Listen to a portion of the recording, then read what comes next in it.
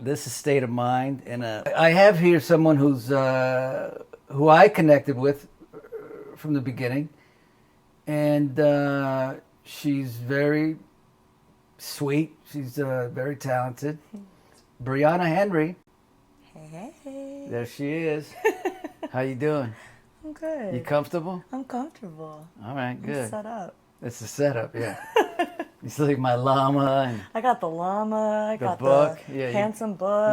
Yeah, and the everything. I'm feeling it. Where did you grow up? So until I was about 8, I grew up in Fort Lauderdale, Broward County. That's where I was born. And then my mom got remarried, and I moved to Miami until college. So, I love Miami. Mm-hmm. How was it growing up in Miami? It was like a lot of things, you know? I mean, I think that what I miss most about it is the beaches, because they're just it's just not the same. Oh. The water out here, you know, it's cold. Oh, yeah, It's right, cold. right. You can't see your toes, Yes, you know? yeah. Like, in Florida, it's like a bathtub, you know? So I really miss the beaches. Personally, I dealt with, you know, it's such a melting pot, so people are always really surprised when I tell them I dealt with, like, a lot of bullying and racism. You did? Oh, yeah. Yeah. Wait a minute, because the Donnell, Yeah. as we all know Donnell, said the same thing. Yeah. What? Tell me. Yeah, man. I mean, I think, you know, I was really privileged. I got to go to really beautiful private schools. Right. And I was usually the only black student, you know, in the class. For those of you that don't know, I'm interracial. Or multiracial. My dad's white. My mom's black and a bunch of other things. There's some Latin and some Native American. And, you know, kids just are mean. And it kind of started when I was in middle school. And it was once I started going to private school that I started experiencing the bulk of it. Because when I was I finished elementary school in Miami and had a really great time. Nobody really bugged me. It wasn't until I got to private school that I started to really feel ostracized. Now, don't you think that now it's much better than it was when you were young? Because of, you know, there's a lot of awareness now, Mm-hmm. and I think people, maybe I'm wrong, I don't know, but I think people who will think twice now but I don't know if kids are like that. I don't know. Yeah, I mean, I would hope so. You know, I think that it depends on where you are, right? LA's like quite the bubble, you know? Yeah. And, you know, you go to these other places. I mean, when my grandfather was dying in the hospital in Tampa, Florida, I remember being there with my family and, you know, he's dying in the bed. And I look just like my white family, by the way. I just look brown. Really? I look identical to the Henry clan. Wait. This is great. Oh, yeah. I look So just like my dad. They're like white? White. I think my grandma's like English, Scandinavian. My grandpa's French. Very white. And I remember going into his hospital room and the doctor coming in to kind of give an update. And he kind of just singles me out of the room and he's like, "Who are you?" And I was like, "I'm his granddaughter." And he was so like taken aback by it. And I was like, "Have you not seen a like biracial person before?" It was such a strange, you know, and that was when I was in my late teens, my early 20s. So, you know, it depends. Every time I go back to Florida, I'm reminded of the racial difference of what it feels like being in LA, for sure. That's amazing. Now, dating, did you date? Oh, I dated everything. Yeah, I dated white, black, Latin. I've never really had a specific type, you know? But I will say, though, there weren't a lot of, like, kids other than, you know, the few black students at my school that were really interested in me. Either the fear of bringing me home to their parents and, you know, them not being supportive of it, or, you know, I had best friends growing up where, you know, if their grandma was over, I couldn't come inside because they were afraid they were going to say something offensive to me or, you know, use some kind of language that was inappropriate. So it was another friend's, you know, mom only allowed me to hang out with her because I was a beautiful black girl, you know, and really. Now, what does that do to you as you get older? I think it was really confusing at first, just because I do come from people that were in an interracial relationship. So I dealt with little stuff when I was growing up as a kid where, there was one instance where I was at my cousin's house in Tampa, actually, again, and my white cousins. And this little boy, I remember she went in the room to change and she brought me in there with her. And he was like, "Why are you going in there with her?" And I was like, "Well, we're cousins." He was like, "Are you adopted?"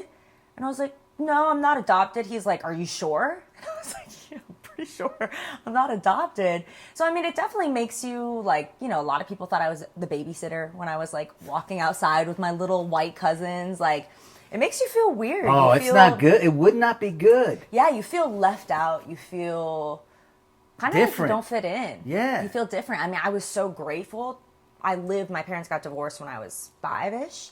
And I was really grateful that, my mom, who's a black, dark-skinned woman, when she started getting wind that I was getting teased in middle school, because I kind of kept it a secret, because I didn't want to like sell out my friends, because I thought they were my friends, They were coming to school with new black jokes every day, and I was sitting at lunch by myself, being told I couldn't look them in the face because of I was black and they were white and I was below them, all kinds of crazy shit that you wouldn't think, 6th graders. No, graders. but maybe you'd have to be pretty ahead of yourself to think this as a 6th grader. But wouldn't you think that it's not their fault, it's their parents' fault? And truthfully, I don't think I thought that until like my mom got in the picture. And it was, I was coming home crying, and it got to a point where my mom, would ask me what was wrong and I wouldn't share. And one day she was just like, "What's going on?" She sat me down and she forced me to kind of tell her. And I told her, I was like, the kids have been teasing me for months, and, it's just crying. And I don't know if it was that night or the very next morning, but her and my stepdad rolled up to that school deep and were like, "We will report this to every news outlet if you don't handle this right now. We want those kids and their parents to be responsible for this." They all had to write me sorry letters. They got suspended for a couple of days. It was intense. It's amazing. I mean, I had my own. This is something I've never talked about. I think in my book I might have.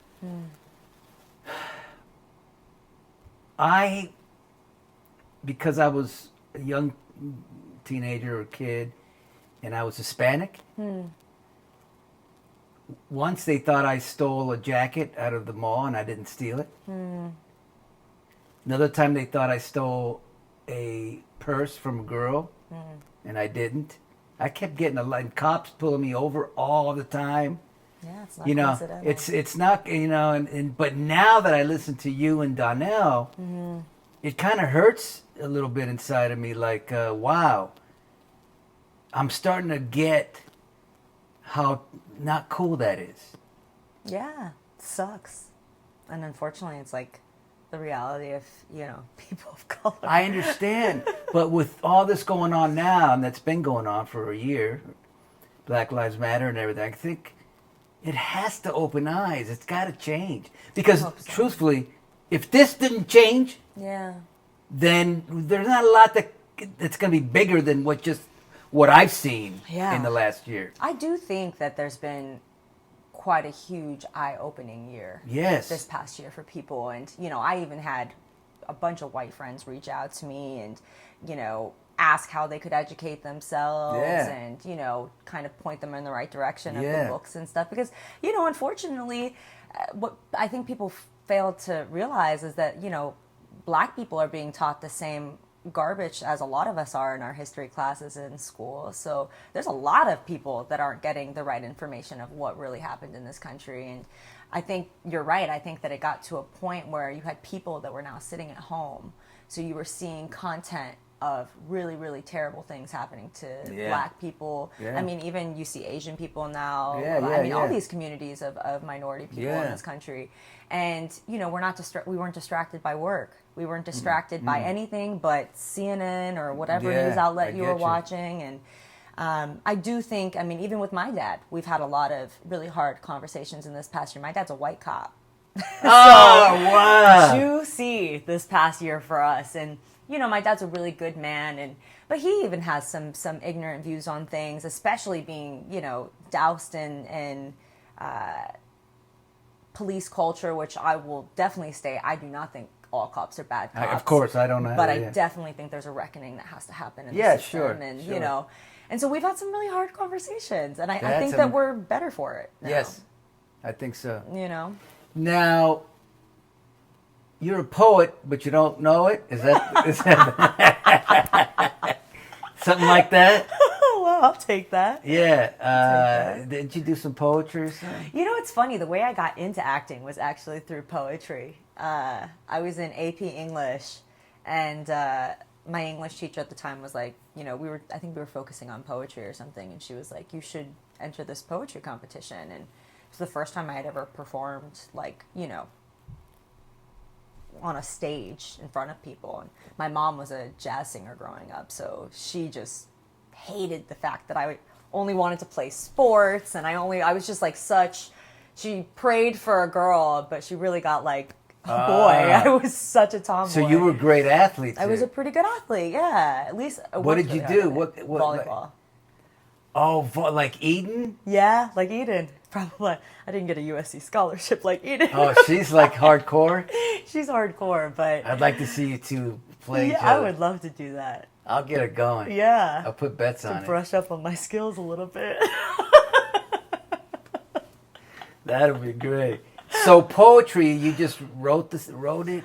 Not even. It was we were reciting different poems. I think the one I was doing was by Maya Angelou, and I ended up making it to state finals. My parents I think it was in Tallahassee or something. My parents drove out there with me, and after I left that, I was like, I want to do acting. I think I want to be an actor. Oh. And I want to say that was my junior year of high school.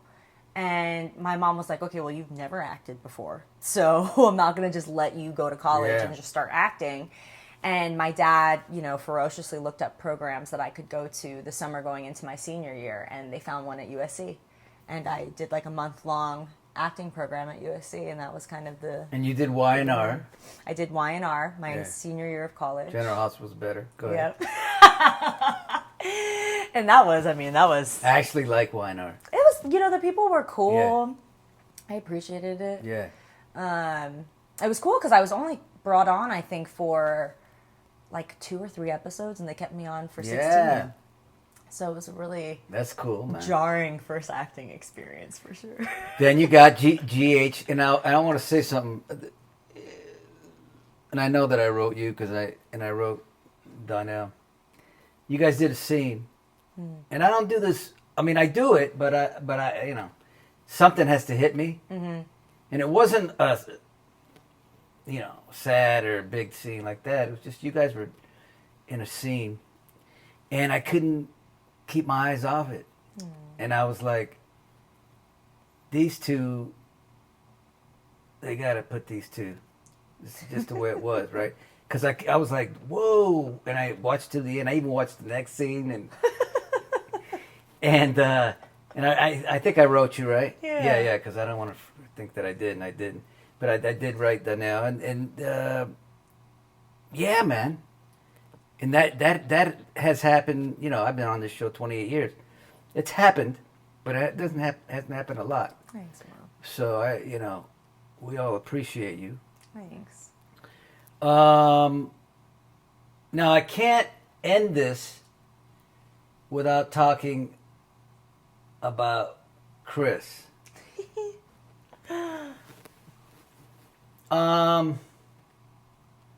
Well, you could talk about it, but let me just say, no, you go ahead. How'd you meet him? No, I want to talk about something else too. Damn, I forgot this is a mental health. Sorry about that. Such a good time. We talked a little bit about depression. Yeah. How's that for you, and what's going on with? Yeah, I mean, I feel like the earliest I can remember having depression is probably about middle school, which I imagine was somewhat parallel to the bullying and the racism that I was experiencing. But I don't think a lot of people know this about me, but my stepfather actually was paralyzed when I was, I think about 8 or 9 years old. It was about 8 months after him and my mom got married. How? He was playing basketball at his boss's and partner's house, and he was going up for a layup, and they had these like decorative bushes, and someone pushed him, and he fell 35 feet onto concrete on his neck, broke his back.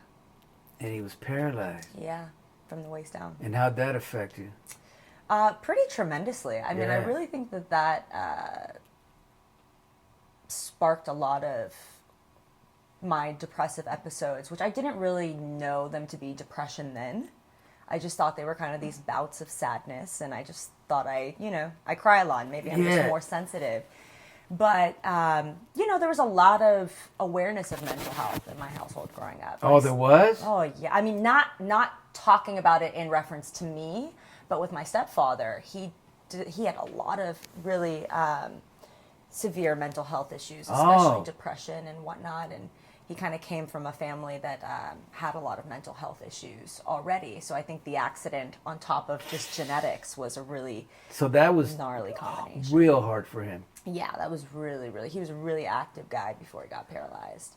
And that kind of just, took any wind out of his sails, and really just, I mean, it's interesting because now, so far from the beginning of that situation, my mom and I have had a chance, my stepfather's no longer in my life, but my mom and I have kind of had a chance to talk about those years that we were kind of experiencing that. And, there was so much anxiety always about keeping my stepfather alive and making sure he was okay. And, you don't really pay much attention to the other people in the room. It kind of sucks everything up from the family. And so, it's been really healing, I think, for my mom and I to kind of have these conversations about how we were really impacted by that situation, because it's hard to think of your own loss and grief in the face of someone that has just I get very what much you're so saying. Lost more, Oh, how could you? Yeah.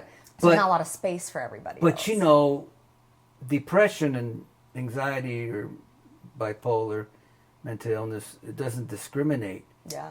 And yes, what he's going through is, but you can still go through in your own mind. Totally. Worse, what he's going through in his mind. Totally. Like somebody was talking to me about this. Eckhart Tolle. I won't take credit for this, but Eckhart Tolle said, you could have one guy in a prison cell, and he's painting. Then you have another guy pulling out his hair, because this guy's state of mind is calm, and he's in the moment. He's staying in the moment. This other guy's just, I got to get out of here. I can't do it. I can't do it. So, I want to talk about depression a little bit because it's funny. I've been doing state of mind for a while, and it seems like depression is the stepchild. Because bipolar's the cool king guy over here, right? And then you got anxiety, everybody loves it. And then tell the depression boy to get it, I don't talk, even I haven't talked about it much, but I've been through, maybe because the last time I went through major depression was about 6 years ago. And anxiety I call anxiety Freddy Krueger. Freddy's like, I got you, I'm here. Yeah. And you got to go on. You can't run from Freddy. You got to fight Freddy. Embrace him. Yes. Envelop him. But depression, man, I remember, and I hate to repeat what I've said, but I told you I did state of mind in the car. So that was, maybe those people have forgotten what I've said. But, depression for me was when I escaped the hospital. And I went home, and then they took the drugs out of me, and then reality hits you, because when you're drugged, you're not feeling it, you're just kind of like... kind of numb. Right. Then they take that away, and I felt at that time, at 22 years old, my life's over. Yeah. And I remember I used to...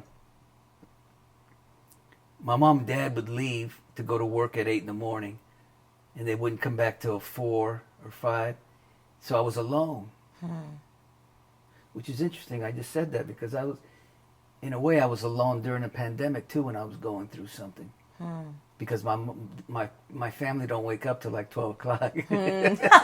So you had hours in the Oh boy! But in this situation, I was alone, and I remember the only time I was happy was when I was sleeping, because I would dream about what I wanted life to be, and then I would wake up,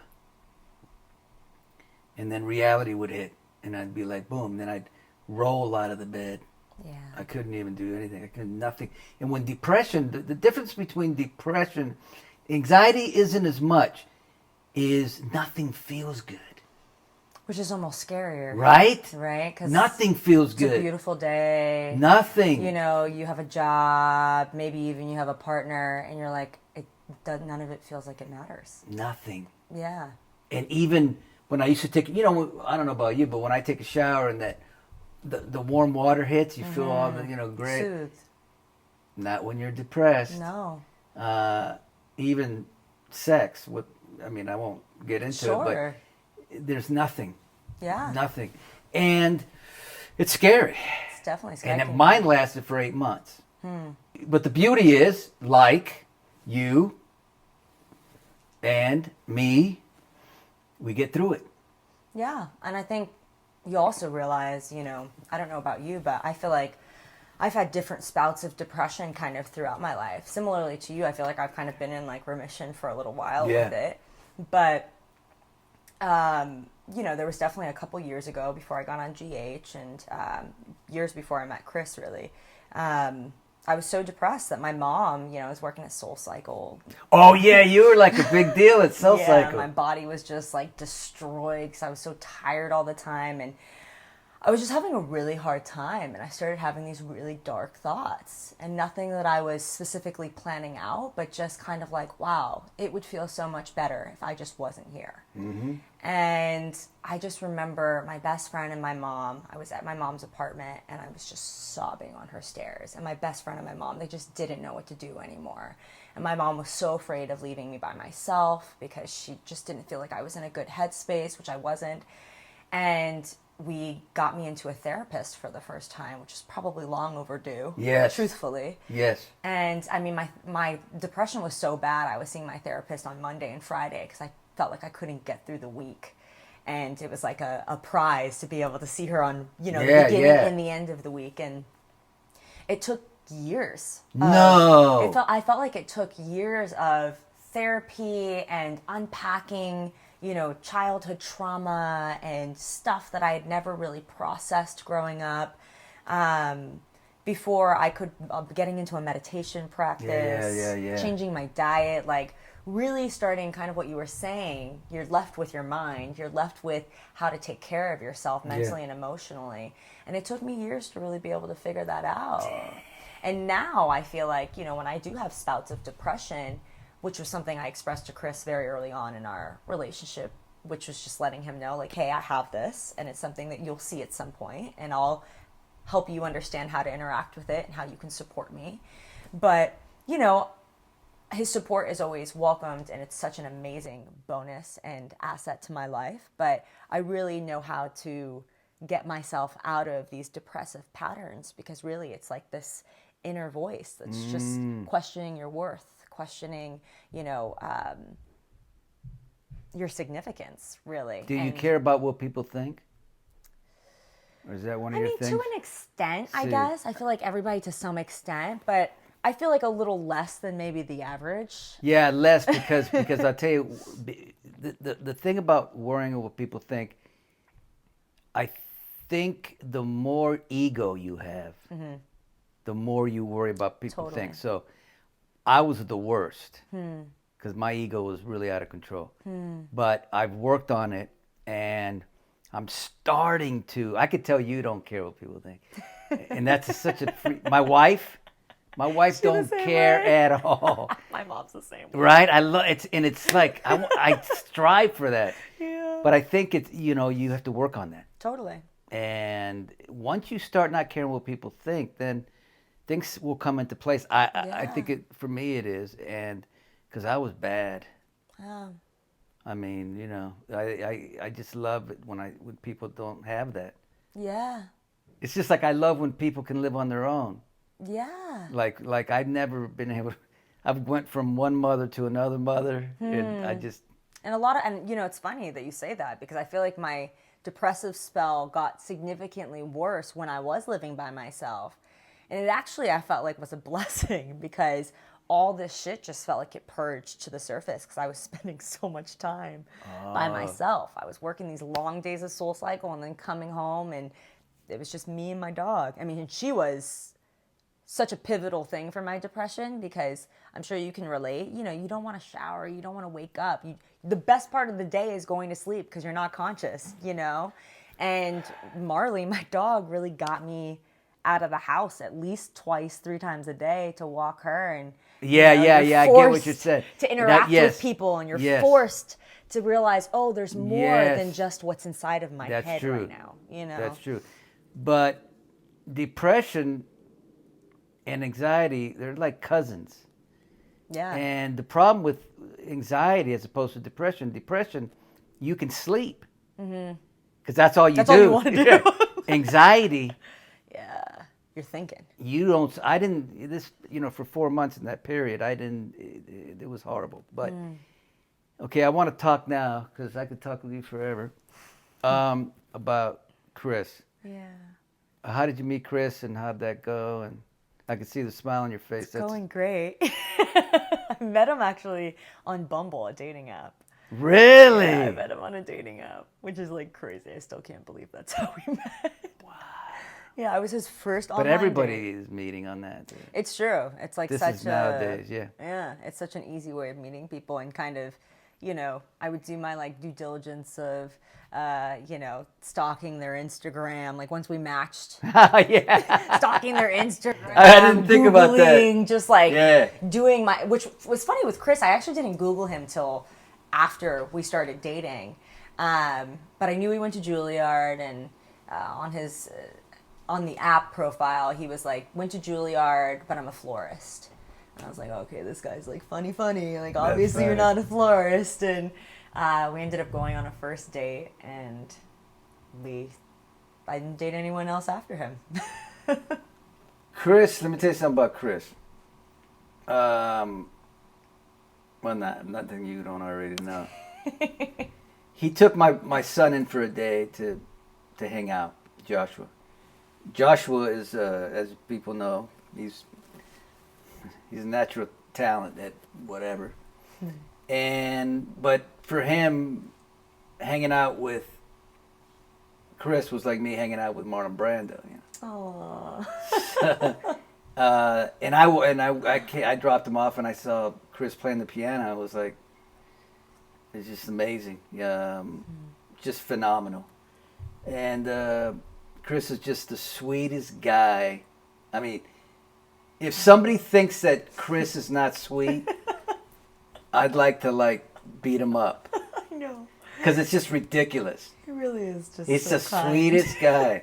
Yeah. And were you guys happy when, I mean, obviously happy, but when Green Book and the... Yeah, we were. I mean, I think that it was one of his biggest things that he had ever done at that time. And so he was so nervous leading up to it. He just wanted to do a good job. He was so invested in making sure like Don Shirley would be proud if he ever, you know, from wherever, you know, existence he is now could see it. And it was a really, you know, I remember him being in his little trailer because technically he was, you know, Mahershala Ali's hand. So he had to become SAG. And so he had his little, like, you know, quarter trailer, and he had to, like, wait all day. And he was like, wow, is this normal to wait? I was like, yes, it's normal to wait all day. That's just the life of an actor. Oh, I know. That's why Soap or GH is the greatest, because there's no waiting, man. No, man. And at least you have, like, the comfort of your own dressing room, your own stuff. Yeah. It sucks being in a trailer that's, like, not yours. I agree with you. And so he honestly had, you know, such a great time, and Don Shirley's music was so delicious for him to dive into, and was really quite a challenge for him. Yeah. Yeah. But he's so talented. Yeah. He is so talented, and it still blows my mind. We have a piano at home, and he'll just like hop on there because he's like, you know, right now he's working on our dining room table. He wrote all of Bridgerton on our dining room table in our one bedroom condo. And he'll just like go over to the piano and do a couple of things, and I always like take off so when I'm watching TV I wear headphones so that it doesn't distract me. And I'll just like take off my headphones so I can listen. It never gets old. My wife puts her headphones on when I talk about acting. There's like, if I say state of mind, she puts her head. She's like, enough, Maurice. My kids, they start walking the other way. It's like, did you see my state? Oh, okay. I'm sure Kris's kids will be, by the time we get to where you and Paul are. I get it. I'll be putting in headphones too, I think. All right, I'm not going to take your time too much. I just want to say to everybody, Briana's was great, very great, very generous to open up about a lot of things. And we're lucky to have her. And I'm glad she came. And that's that. All right. Thanks, Thank Mom. you. It was fun, man. Appreciate it. It was good. It was very good. That was great, Mo.